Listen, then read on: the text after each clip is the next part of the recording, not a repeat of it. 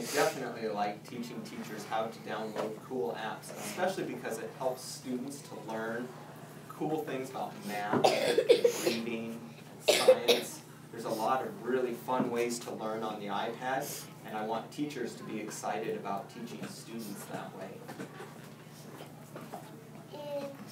What's a cool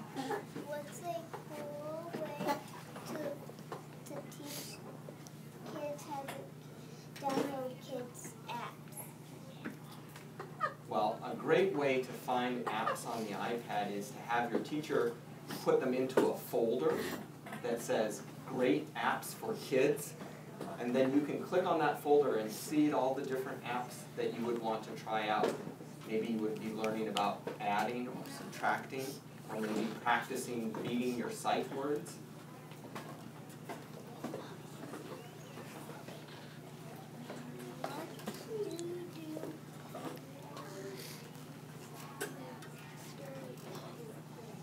What do I do during the day?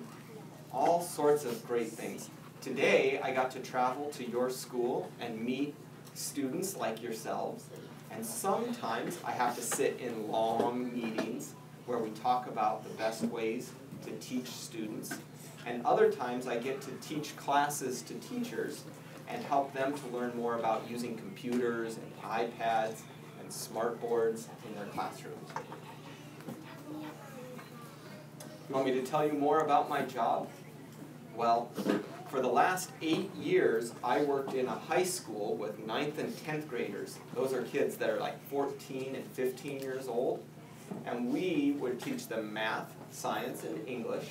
And I helped them to learn how to use computers so that they could learn about math, science, and English. And now I work with teaching mostly just teachers. But every once in a while I get to be in schools and actually work with students still too. And especially I work at a middle school in Marysville, and I get to be in the classroom with those students and help them to learn how to use iPads. One more question about Mexico.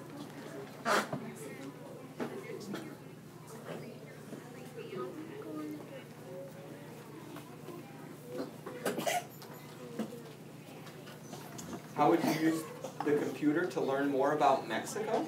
Or could you go to Mexico using a computer? Or not virtual? To like visit a virtual trip in Mexico? Sure. One way you could do that is for Mrs. Sarazin to connect with another class in Mexico with students of first graders in Mexico, and they would get on their iPad and we would use our iPads and we would connect with them. And then you could have a conversation. You could ask them what it's like to live in Mexico, and they could ask you what it's like to live in Michigan. And then another way to visit virtually is to use something called Google Earth. Have you ever heard of Google Earth?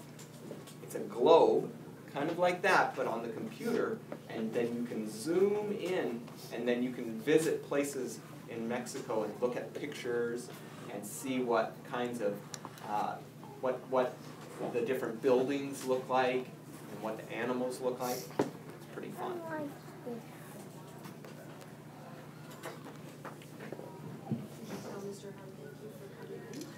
Thank you for coming in, Mr. Hart. Oh, thank you, boys and girls. I really appreciate this.